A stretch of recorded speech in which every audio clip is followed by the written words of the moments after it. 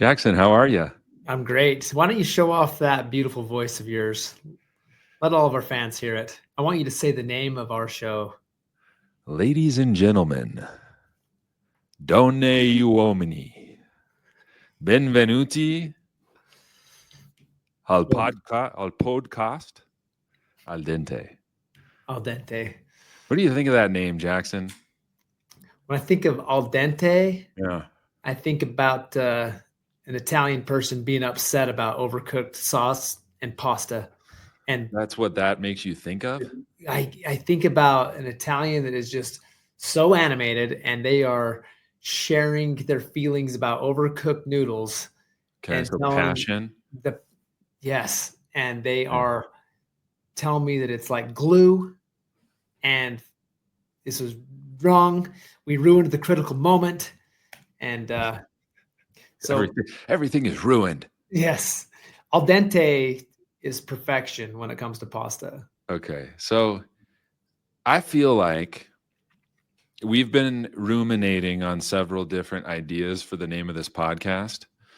And by ruminating, I mean like 36 hours of like brief conversation about it. So that's our definition here. And we've arrived at a few potential names, but I think we've kind of singled out one that feels like most people should understand what it means. Maybe not everybody. In fact, Jackson, we did a survey, right?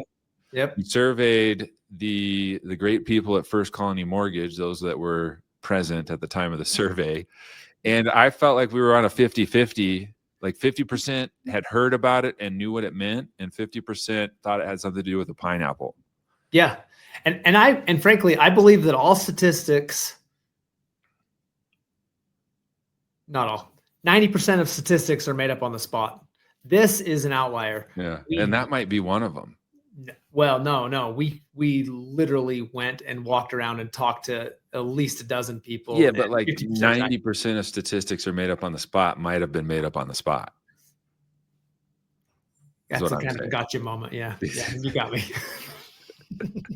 So al dente, you were explaining, because we both have a background in the Italian culture, right? Correct. La vita è bella, you might even say, right? Mm-hmm. Oh, La dolce vita is another one, right? La buona vita.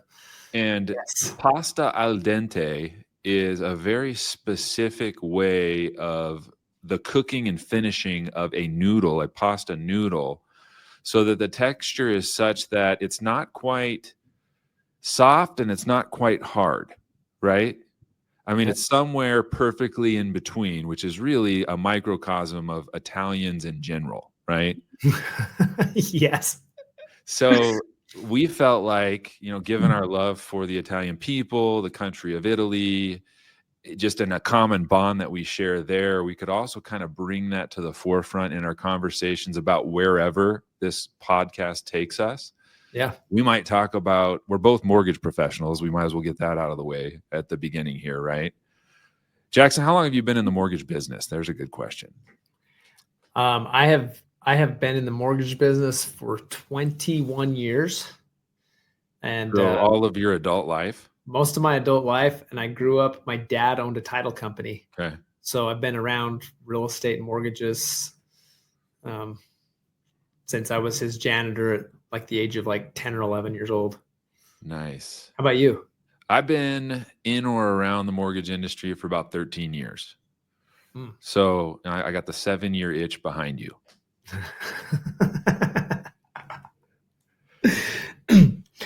Well, I mean, between the two of us, we could retire. It's 30 years. That would be what you would assume. 30. But yeah, right. Given the way the mortgage life works, that's not always reliable, right?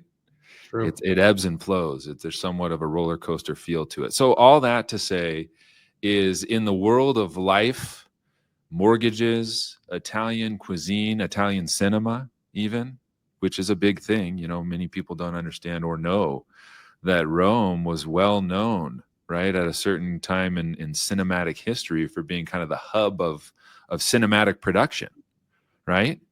Yeah. What do they call it, Jackson? Cinema Paradiso? Is that what they referred to it as?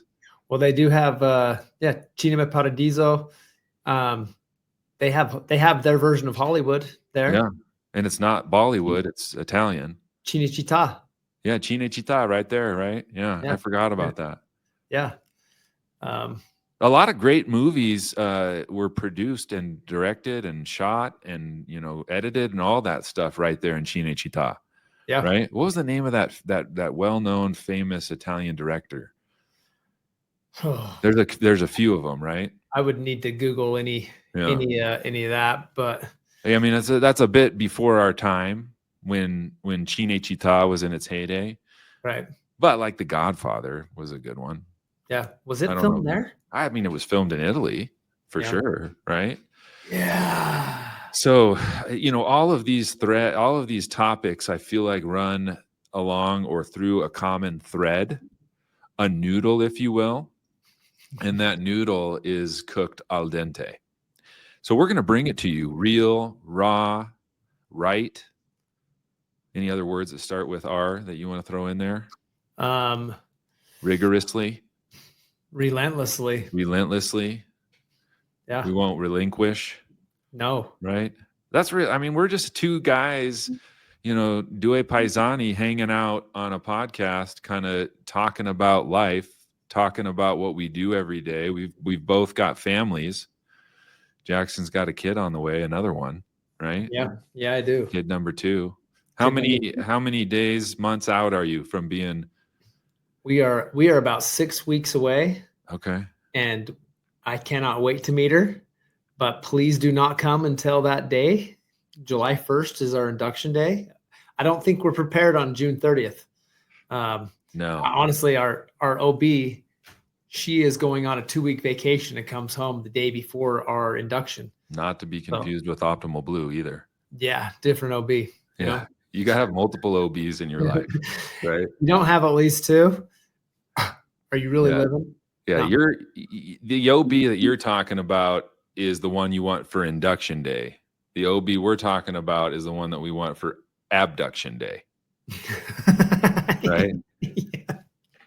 I mean, take that for whatever it means or whatever it's worth. So you never know what you're going to get in these conversations. And we're just kind of, you're here at ground zero.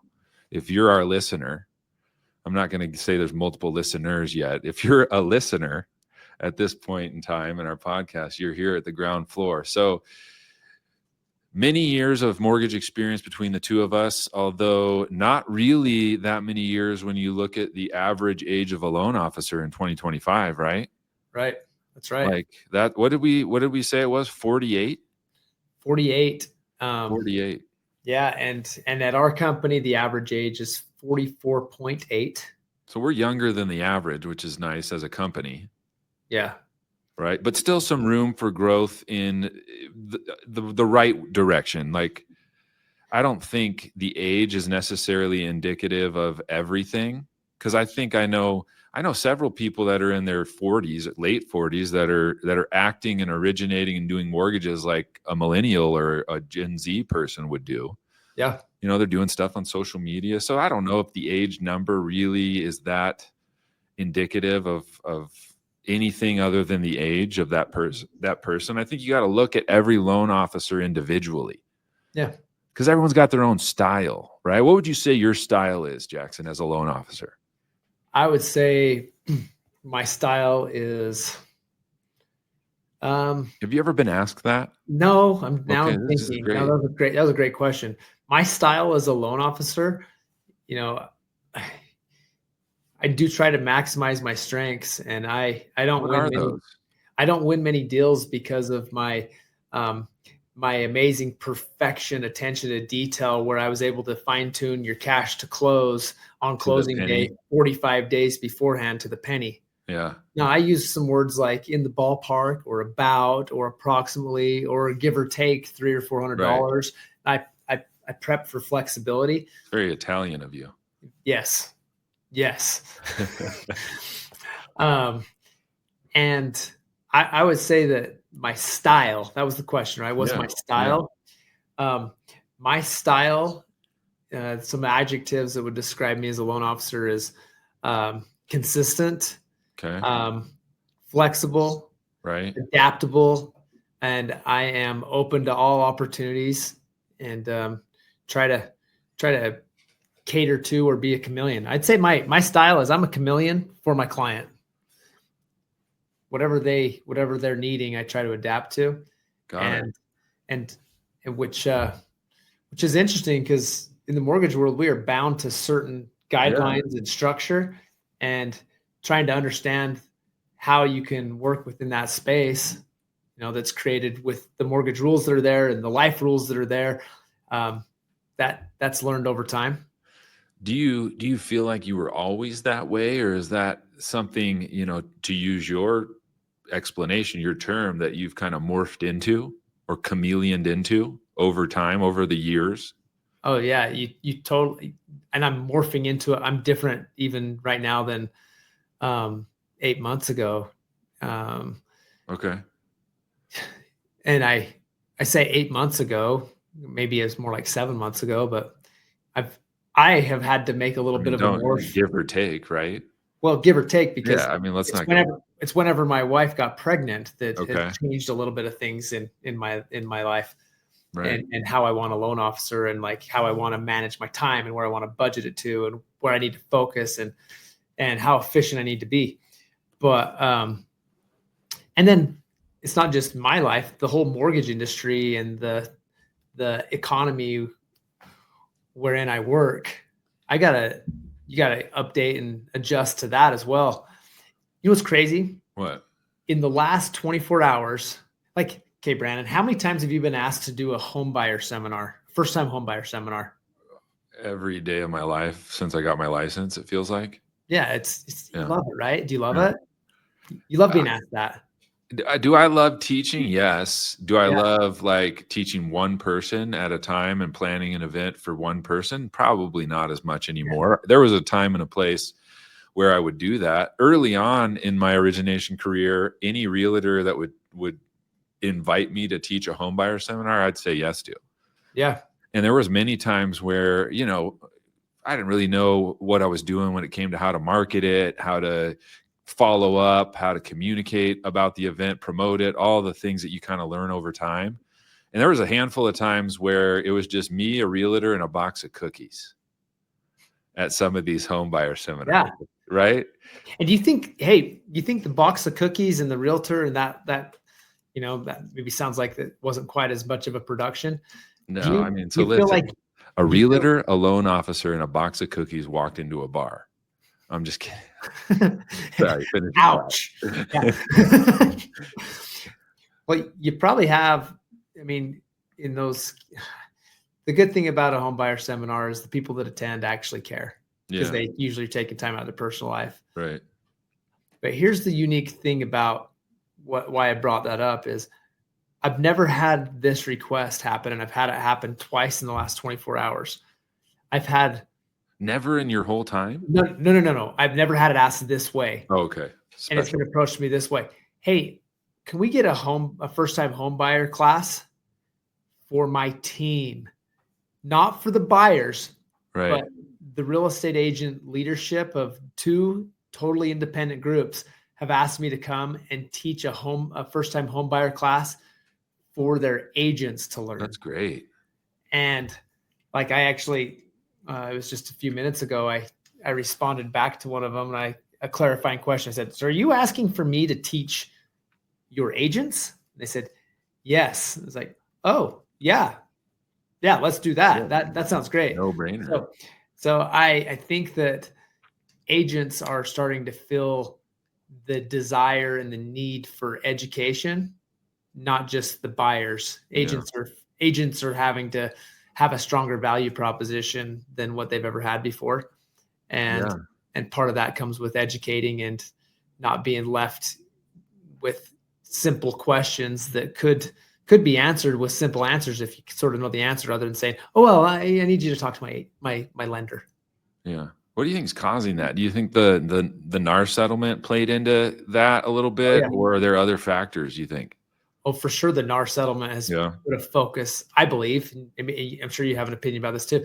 I believe that every agent having to disclose commission a little bit differently, they also need to show value.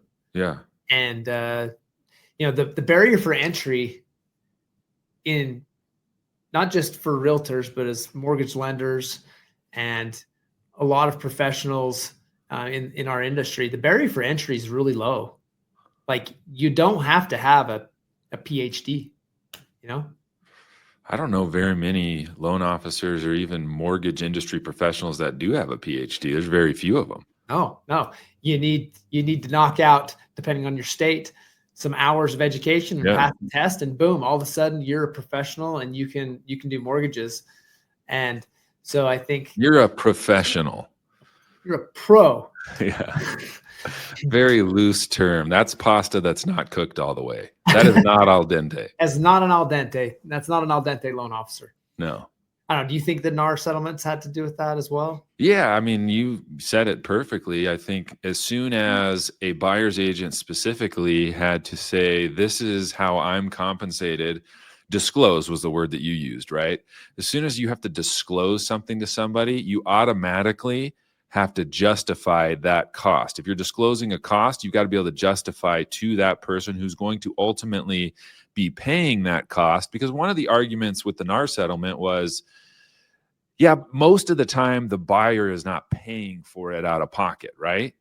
But if the seller's paying for it, then the buyer kind of is paying for it, right? Because the buyer is paying for the house, and that number, any costs, taxes, all that's factored into the price of the home with the value and everything. The seller's looking at their net proceeds going, this is how much I need to make or walk away with from this sale. So that's where that disclosure piece, I think, became very important. And then the real estate agent has to feel like they have to justify that, well, if you're going to pay me X percent or the seller's going to pay me X percent on your behalf, these are the things that I'm going to do, right? Yeah. And so I think to your point and to your experience over the last 24 hours with these two, you said it was two different brokerages reaching out? Yeah. And interestingly, right? Like coincidentally within the same 24-hour time window. Yeah. Mike, do you guys go to, I'm wondering, Mike, did the leadership of both of these go to the same conference? Tom Ferry said, you guys need to learn how to sell houses and you need to learn how the home buying process works. I don't think there's anything ever wrong with education, and that you'll hear that from me over and over and over and over again. I'm super passionate about education and knowledge. Do you have a PhD? I don't. No. I'm a pretty hot dad. Does that count? Yeah, no, that's you've got your MR. Or how about I'm a pretty happy dad?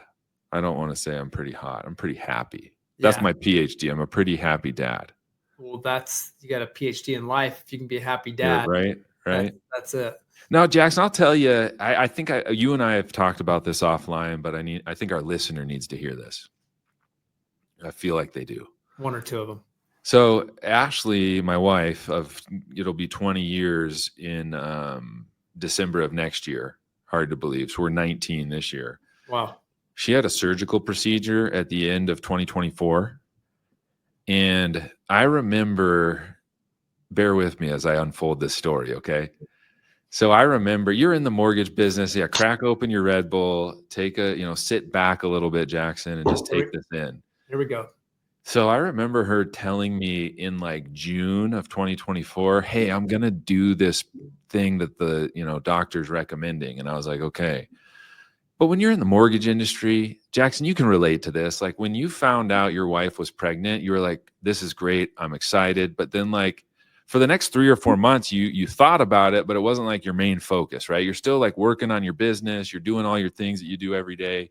Yep. And then at some point you looked up and you went, oh, shoot, like here we are. In 6 weeks, I'm going to be having a baby, right? Yeah. So I had almost the exact same thing happen to me where it became like October. The year like just kept moving along and it was October and I was like, I'm pretty sure my wife's having a pretty serious surgical procedure sometime. Right. And I was like, Ashley, like what's the status of this? Cause she's been going and meeting with the surgeon and, doing all the things that you do. If you've ever gone through a surgery, like there's a whole bunch of like work up to it. Right. Yeah. And I remember her saying, well, yeah, I'm getting ready to schedule the procedure. It's tentatively scheduled for this week in December, but we have some flexibility. And I was like, okay, if you've got some flexibility, here's what I need you to do. I'm a mortgage professional, and the best week of the year to do anything like that is the week between Christmas and New Year's. Because that's like the safest week where like there's lower expectations. Like if a borrower reaches out to you or a real estate agent, the real estate agent's not reaching out to you during that week. Like No, probably not, right? But if somebody's reaching out, they understand that you're in between celebrating Christmas and New Year's. Like there's some grace. right. So I was like, okay, if you have to have a surgery, that's the week to do it, because then I can be just like as present as possible. So she's like, okay, I'll let the surgeon know. Then another couple of weeks went by. It's like right before Thanksgiving. And I'm like, this is happening in like a month. And I don't know how I feel about it. Because then I started to get anxious. Because I was like, okay, like, you know, if you Google anything about medicine or like health, automatically you're dying no matter what you do. Yeah. Right? WebMD Like, is the worst. Exactly. Yeah. It's like my finger hurts today. Well, you're dying. Well, you might have bone cancer. Right? First of all, you have gangrene. And you're going to need an amputation, right? And like it just gets progressively worse. And so I start to get a little bit anxious, and I go, hey, Ashley, like I think I probably should go to one of your appointments. Like I should have been anyways all along. Like think about you going to your appointments for the baby, right? Like it's something you should be involved in. Yeah. So Ashley's like, okay, well, come to the next one. So my goal and objective when I went to this appointment was to feel like I could trust this person. That was like my deep down objective. I need to know that you know what you're doing. Number one, I need to know you're educated and you know what you're doing. Number two, I need to be able to trust that you know how to do it at such a high level that nothing could go wrong. This is my wife, right? Right. Mother of our 5 children. Okay. And so what do I do? Like the day or two before the appointment, I Google the surgeon's name, Jackson. First thing I see, because when you Google a doctor, like it's hard to get information about these people. I don't know if you've ever tried to Google a doctor. They don't have great review platforms for doctors. And like there's nowhere for patients to give feedback, really. So you're kind of flying blind a little bit. But I found a post on a clinic like blog site that so-and-so doctor has joined the team. He's new. How long? And then how old was that? Was this a new post? Yeah, within like this last 6 months. So I'm like, oh, great. This is a guy that's brand new. So he has the newest education, Brandon. That's okay. So you're the salesman and you're trying to sell me on this. But now my anxiety is even more heightened, right? Because I'm like, he's new. Where's he been? What's he been doing? Right. So then I look, because you can find out where these people went to school if you look in the right places. And how many years of education? This is where I started to really have like this mind expansion. How many years of education do you think this surgeon completed prior to being a new surgeon? Probably 10. Right? 8. Yeah. Yeah. And we're not even counting like kindergarten through high school. Right. So everybody does that. Well, most people. You don't feel bad if you didn't. But if you're a surgeon, you probably did, right? So outside of, what do they call that? Like what is that? Secondary education? Is that what they call it? Yeah. Yeah. So of after high school, this surgeon completed 17 years of additional education. 17 years. That's enough. I think. Yeah, right? That's a lot. Yeah. That's more education. And I'm going to start connecting the dots for you and for the audience, okay? So I started to think about like myself as a loan officer as I was going through this journey with this surgeon, because here I am as like a husband of, Ashley going through I'm not even going through the procedure. She is, right? But I'm worried, concerned, and anxious about it. And I'm thinking about, does this guy know what he's doing? Now I'm starting to think about myself as a loan officer and my career as a loan officer. And I'm thinking about my clients and wondering and starting to think, do they feel that way about me sometimes? Like when we call them up on the phone, or when they call us because their real estate agent told them to, or whatever, do they have that thought where they're like, I wonder if this guy knows what he's doing? Because I know they look us up places. Oh, yeah. Right? 100% they do. So, yeah, I mean, I think it's a very similar, that's why this is an interesting case study, and that's why I'm bringing it up with you. It's a very similar experience. And so I go into this first appointment with the surgeon. I know he's new. I know he went to a bunch of years of school. He went to some prestigious institutions. Here's what I decide to do, Jackson. You'll appreciate this. The most familiar that I am with medicine stems from like 7th grade biology class with Mrs. Barney. Like the anatomy and all that stuff, right?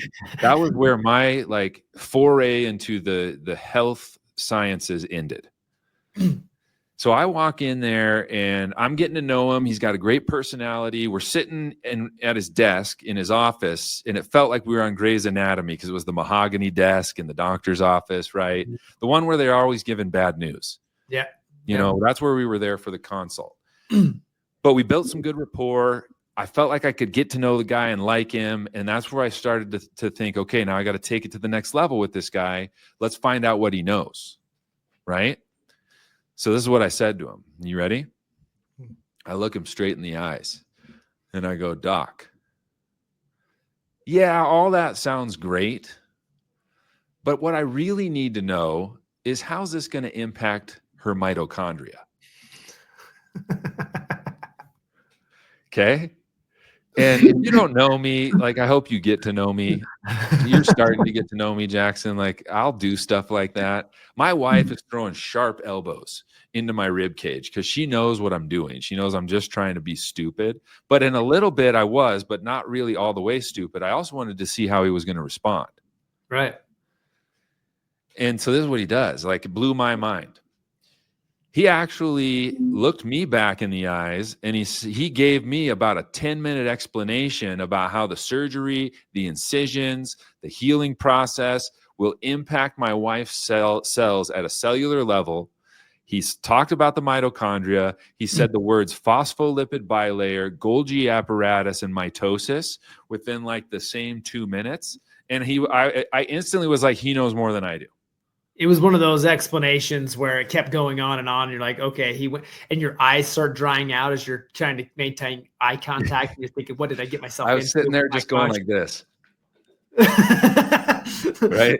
But at the end of the day, my point here is he took the time to answer my stupid question in a way that made me know and understand that he understands and knows what he's doing as a doctor. Right.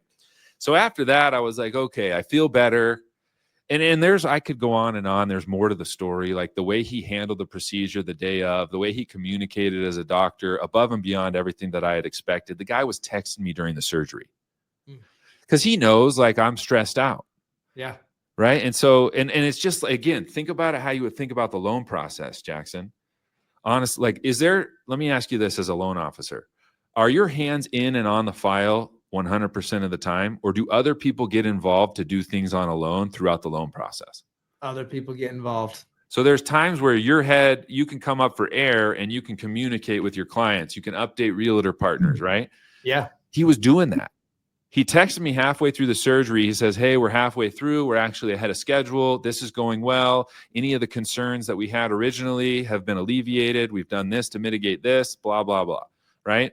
And then he texted me again about an hour and a half later. It was a 6-hour procedure, by the way. Jeez. And this is what he says to me. He says, we're wrapping up. We're not quite done. But I looked up your address on Google Maps because he sent me home. He wasn't going to make me wait in the waiting room the whole time.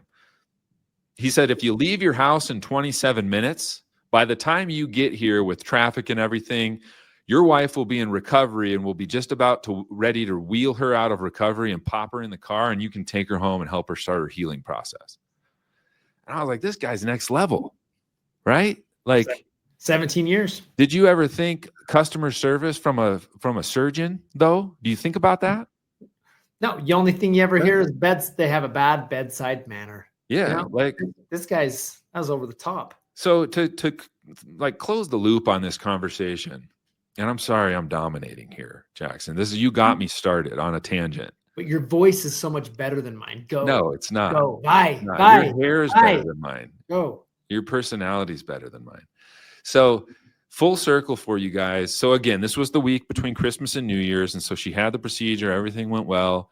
I had some time to think about and digest kind of what I had experienced.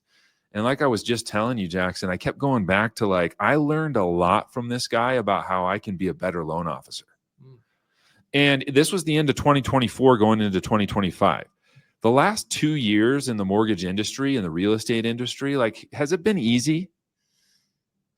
Absolutely not. Is it easy for buyers to qualify to buy houses right now? Every dollar is more precious. Right. So Give or take. expensive. Yep. Give or take, right? Yeah. But like, yeah, it's not easy. Like, it's really a stretch for a lot of people to put themselves in a position to be able to be comfortable buying a home. That's not to say that they can't qualify. I think there's a difference between qualification and comfort in a lot of ways. But yeah, it hasn't been easy. And so as not even the patient, the husband of the patient, the stress, the fear, and the anxiety that I felt going into that process with my wife, I started to kind of parlay that into like, well, I wonder how my clients feel with their financial health. Yeah. As they're coming to the market and they're thinking about buying a house and they're having conversations with people and they're having a phone call consultation, or they're coming in and they're meeting you in person, they have to feel somewhat like I did a little bit. Like, and in some ways, maybe even a little bit more anxious, because they're literally, this might sound crass, but they're getting financially naked in front of a stranger. Yeah. Like when I go into the doctor's office and the doctor's like, drop your shorts, I need to take a look at something. Like, it's weird, but like, it's the doctor. Yeah. When someone, calls us up on the phone and says, we want to buy a house, and we're like, great, let me see all your bank statements, your tax returns, your W-2s, and your pay stubs, and tell me what this transaction is every month, right? Like, it's a little bit, it feels like a little bit of a violation of privacy, because some people aren't confident in their finances. And so they're coming to us, putting their financial health in our hands as loan officers. And in 2025, they're suffering. A lot of them are struggling. They're stressed out. They're worried. And they're counting on us as mortgage professionals to do right by them and to put them in the right situation, the right scenario, and help solve their problem, right? So we're looked at on the same level as surgeons, but on the financial health side. And like, for those of you listening, if you're in the business, like, you're well aware of, you can earn a good living as a mortgage professional. And in a lot of ways, you could earn similar to what doctors and surgeons are paid. So why not hold ourselves to that higher standard like the doctors and the surgeons do? And that's why, the reason why I'm telling you this, Jackson, the reason why this came to the forefront of my mind, yes, full circle, right? You don't get al dente immediately, right? You got to put the noodle in the boiling water. You got to salt the water. Are you salting the water before you put the noodles in, Jackson? Yes, sir. Thank you. Because that's the only way to do it, right? The noodle has to cook, right? And so this story had to cook. We as mortgage professionals owe it to our clients to do the best that we can, to be the best that we can. And whatever that looks like for you and your business, it's different for everybody, because we're all cut from different cloths. I just think, there's no room in 2025 for us to be doing the same exact things we've been doing since 2015, since 2018, since 2020. That's kind of what I love about the mortgage industry too. And I'm going to turn it over to you here, Jackson. I love that this is an industry that is constantly evolving and constantly changing and constantly demanding that we reinvent ourselves over and over and over again. So all that to say, I love what I do, and I'm grateful to be here doing it with you. Dude, I'm glad you're here too. And you just said, I used the word morph. Yeah. You very eloquently used a few different words. I think that your style, like, answer that question. What is your style as a loan officer? No, I have to answer it. Yeah, you have to answer it now, because what you just said, I mean, sounds like you're a surgeon. Yeah. And I love so that kind of, there's so many applications. If you're thinking about mortgages all the time and you're thinking about your business all the time, which I know you are, because you were thinking about it with the surgeon, you'll see things in life to implement into your mortgage day, into your business, into your practice. And I mean, the whole reason we have an app at First Colony, the Mortgage Me app, was because somebody said, when I order a pizza online, I think it was Domino's was the pizza, I'm getting a notification about my pizza. Yeah. Why can't I get one? one? Yeah, they have the pizza meter. Yeah. Why can't I have that for my You mortgage? should. You know, and that was the precursor to us having the Mortgage Me app, and being able to be in everybody's cell phone and given that access to the progression of the loan and the things that are needed through the And app. just meet the client where they want to be met. Yes. Reinventing yourself, morphing, all these.